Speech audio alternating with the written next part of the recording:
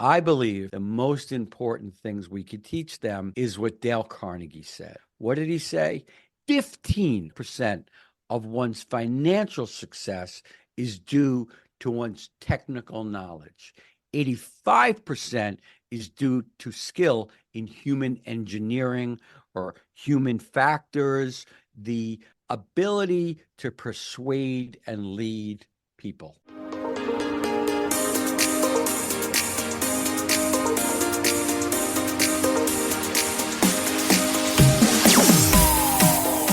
Entrepreneurs, I'm excited for today's show. Ron and I were just chopping up behind the scenes. He is a real estate tycoon in New York, founded his company over 20 years ago. But small world, of course.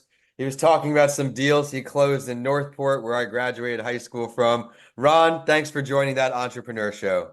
Vincent, it's great to be on the Entrepreneur Show. That's where the future's going, meaning in 2019, Department of Labor said that 20% of all Americans filed a 1099 non-employee tax return. By 2027, just 8 years later, they anticipate 50.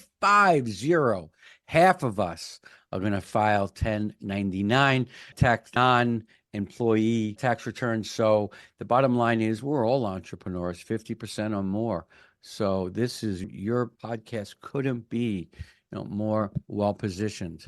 Oh, well, thank you. It could be niched down even more into a specific entrepreneurial venue, but this show, I hope to take a little piece of everyone's journey and pay it forward to our audience. I'm a firm believer in that you can get something from every single person you speak to. And Ron, he's not going to disappoint today, as I mentioned. We're not going to disappoint. As a matter of fact, we're going to try to make this absolutely positively the best podcast of 2024.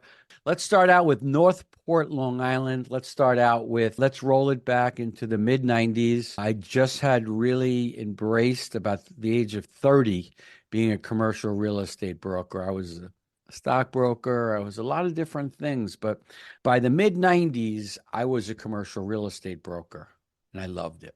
I finally found something I really liked. It married my interest in commercial real estate with my love of sales. So I got this listing in Northport, Long Island, your hometown, and it was the old buildings. It was 25 Main Street, Northport. It was a Gap store. I don't know if you know I don't know if you remember the Gap store. Yeah, it was like sort of opposite Chase Bank. It was just two stores. It's called the Bush Building on Main Street in Northport. And I got this listing, and quite frankly, it was the first time that early on, I found the building. I spoke to the seller, and I also found the buyer. I was working for somebody else, right? First building where I did the whole deal. And the seller was an ex-real estate broker. He was a real estate attorney, and at the time, it was his building, but he ran real estate at King Cullen, which was a supermarket chain. Yes. I had one of those near my house. Yeah. So here is this guy, couldn't imagine a scarier ex-broker, real estate attorney, head of real estate at King Cullen. And I represented him on the sale of his property. And I found a buyer. It did. It just gave me so much confidence. And where I'm going with this is I was only working for 4 years for my ex-boss. And I said, I can do this. And I opened up my own firm within a little over 4 years. That's my entree. Mentioning Northport, going through Northport, Long Island, New York, and opening my own firm. However, it is, I believe, the most important thing I ever did for my financial success, but it was the scariest. Well, I love just the message you're sending by riding that confidence, knowing that you have what it takes to do it on your own.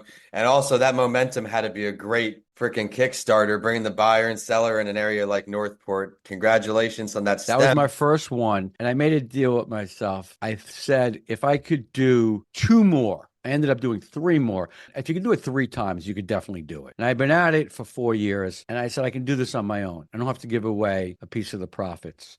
So I did. That was one of the scariest and best things. And it's something that's in my book. We'll talk about Power Broker, how to be successful in business and life. It's something that I focus on, live outside of your comfort zone. It's one of the hardest things I think we go out there and do. Every single day, if we challenge ourselves to do that a little more, the greatest things are waiting on the other side of that. I really believe that. I want to transition now. That was a big sale for you early in your career. Your first sale when you founded your own company, once you finally were on your own, your company's up and running. What was that first sale like? My first sale was set to go into contract. I think it was September 12th, 2001. There was an event on September 11th, 2001, Wow. which paralyzed business. Obviously, September 11th, 2001, it speaks for itself. And I had this one seller, and he was like, listen, I don't want to hear any excuses. I get business done. I was like, but this, you don't understand. So this is the first attack on America. I didn't know. I was just like, I couldn't convince this man that September 11th. I ended up getting the deal into contract and the money, the contract deposit, running around by September, by that, like maybe Friday, September 13th, 14th. But that was the very first deal. I sold 5 little stores on Long Island and Valley Stream. The buyer that I sold it to, he's one of the most successful real estate owners on the planet today. It was his very first deal. I don't know what to say. We were both nervous. And today, I've brokered hundreds, not over 1,000 yet, but on my way to brokering, 1,000 deals or more. I have no doubt with your ambition that you'll get there. Now, while we're in this mindset of you back then, back at that time, you said you were both nervous doing all these things. What is some advice you would give early brokers who are just starting out that maybe could save some hiccups or two that you had? That's the reason why I wrote my book. I am 60. Hold it I was up. Do you have born a copy? 1964. I do have a copy. It's Yeah, hold it called up. Power Broker, How to Be Successful in Business and Life. It's a Very cool. baseball bat. That was the year 2017. I won on Long Island Commercial Broker of the Year. Very nice. By Long Congratulations. Island Business News. Thank you.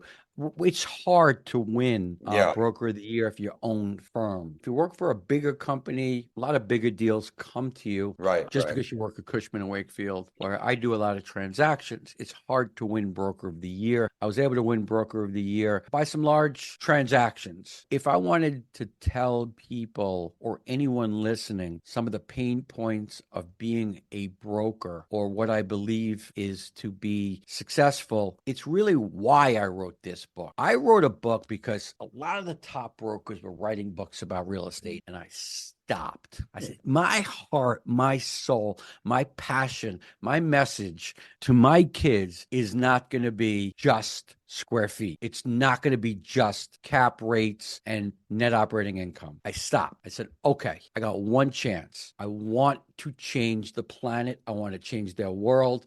And I want to send a message that's important, not only now, for some reason, it occurred to me, I want it to be important 5 years from now. Okay. That's when I started to dig into what my passion was. So the name of your podcast is about entrepreneurs. I think the thing that really resonates with me is this statistic. 85% of current entrepreneurs and business leaders started their careers in sales. So let's talk about that for a minute. If we're all aspiring entrepreneurs and business leaders, and 85% of current entrepreneurs and business leaders started in sales, what is it about this skill set in sales that's so critical? Any thoughts? Does that resonate with you? Does that make sense to you? Absolutely does. Something I learned is that everything is sales. I may be outside that 85%. I went into entrepreneurship, but no matter what I'm doing, I'm selling. Now I'm just selling myself in some ways. I'm selling my services. I'm selling different things. You have to know how to do it. And humbly and admittedly, it's not my forte. So I always enjoy hearing advice come along the show like this. Vincent, you don't think that it starts out as your forte? Now, my father was a professional salesman. He's retired now. What did your mom and dad do? What's your entree to the business world? Zero entree to the business world. My parents were both not in the business world. Really? Okay. Yeah. So it's incumbent upon yourself. All right. So now we know that almost everybody by 2027, or more than 50%, or at least 50% of Americans are going to be in this gig economy. And pretty much I can assure you, if someone's listening to your entrepreneurial podcast, they are going to be their own boss in some way, shape, or form, if not now, in the next 3 years. So what is the most important thing we could teach them? I believe the most important things we could teach them is what Dale Carnegie said. What did he say? 15% of one's financial success success is due to one's technical knowledge. 85% is due to skill in human engineering or human factors, the ability to persuade and lead people. 85%, that's almost all of it. So there are 4,000 American universities and colleges. How many of those do you think teaches classes in human engineering, human factors, sales? There are 90 American universities, colleges teaching one class out of the 4,000. It's almost non-existent. 85% of success is something that you really want to learn about. You're open-minded about it, but no one's teaching it. And that's why I wanted to write a book for Drew and Chase on selling, on the 9 topics that we cover in my book that I believe should be taught in addition to algebra. Well, run through the 9 steps. Let's hear the quick overview. All right, let's talk about number 1, negotiation. Okay, I'm going to break down negotiation just to give you a taste because it's hard to go through all 9. But I can highlight a few, saying we can dig deeper. We can get into the book and we can dig a little bit deeper. So let's talk about negotiation. Is negotiation important? Absolutely. Right. We're all in negotiations every day, whether you're negotiating your daughter to put on her shoes and go to school, or if it's, negotiating. But how many people are really taught the 4 C's of negotiation, the building blocks of negotiation? For me, this is everything.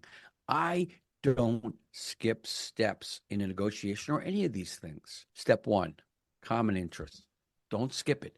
Don't skip it. Sir, while you want to rip that guy's ears off and he wants to rip off your neck, we are here at this closing for him to sell you a shopping center that you want to buy. It's a great property and we wouldn't be here. Now you, sir, you want to move on with your life and sell your shopping center because you're looking to move out of this and simplify your life. We have worked for 6 months to get to this closing table. I understand we have conflicting interests and we're going to get there, but I want to establish the fact that our common interest is for him to sell and for you to sell and for him to buy. Okay, let's not skip that step. Let's talk about conflicting interest. Conflicting interest, 9 times out of 10 when you're selling a shopping center, what is it? It's the roof. It's expensive. It's in bad repair, and the seller feels like, hey, as soon as I walk out of this room, that's your roof. And the buyer feels like it's your roof and has been for the last 20 years. I'm inheriting your roof. So at the closing table, it's sort of in between. So then there's criteria. What does the contract of sale say? What happens in most commercial real estate transactions? And that's really leak free. So, okay, we're going to try to get to leak free, and we're going to come up with a compromise. Common interests, conflicting interests, criteria in the industry, and the last one is compromise. And that's one I wanted to highlight because we're all in negotiations. And we all want to skip to, did you win or did you lose the negotiation? Oh, no, guys. Drew and Chase, to my sons, no. A negotiation is something that we persevere, we survive, we get through, we win the closing, we win the business, we win the commission check or wire now that they do everything like that. You don't even get the check anymore. So, that's it. I want to dig into the skills that aren't being taught, like negotiation. I love that, and I can tell the passion that went into that. Congratulations on putting that book out. Everyone, Thanks. the Writing with Authors episode would have already aired by the time this episode comes out, so be sure to head a little deeper in the bio. Check out the video from his YouTube channel preview on the show. Listen, this has been a lot of fun. I got a fellow New Yorker on the show. Before we sign off, before I find out your contact info, Ron, if you could choose to sit down with any entrepreneur, dead or alive, to pick their brain, learn a little bit from, who would you choose? Warren Buffett. Let's hear why. Just Warren Buffett. Just Warren Buffett. I'm dyslexic. That's Okay. why. I'm dyslexic. I have trouble reading. And there's one thing. I mean, his work-life balance, I don't admire. I don't admire it at all. I do admire he reads everything. And I think he's a really really, really bright man who has the ability to break things down for non-experts and professionals. I think that he would be able to communicate to me how to be successful, the steps to take, and I think I would learn from him because I think he's just a great communicator. So Warren Buffett, definitely. I love those reasons. Improving your communication too is a great tie at the end. Ron, thank you so much for taking the time to join me. I get to go back home for a little bit today, there to New York. Where can we find you online? Where can we find more about you and your practice? Yeah, absolutely. We set up a landing page. You know, I'm a commercial real estate broker. I sell shopping centers and office buildings every day. We set up a landing page, and it's my name. It should be on the screen right there, ronkoenigsberg.com. And you'll see links to the book. I think that we came out with this in December. We have 63. We're 4.8 rated. But yeah, but I have free modules about negotiation, active listening, teamwork, relationship building, communication, critical thinking, public speaking, and resilience. Well, thanks for sharing that and for putting all that great content and resources out in the world. Everyone in this real estate sector, especially, be sure to check him out. Be sure to check out some of the content he has to offer. It is supported by decades of success. So thanks again, Ron. The show is at That Entrepreneur Show on all social media, on all podcast platforms, and I'm at Vincent A. Lancy on the same. Be sure to subscribe to my YouTube channel for all podcast bonus clips and writing with authors and some of my speaking engagements, everything in between, along with some podcast tips. This episode is brought to you by Coming Alive Podcast Production, your one-stop shop for podcasting. Head to comingalivepodcastproduction.com to get started. And with that, we are signing off today from St. Petersburg all the way back to New York. Thank you, Ron. Thank you.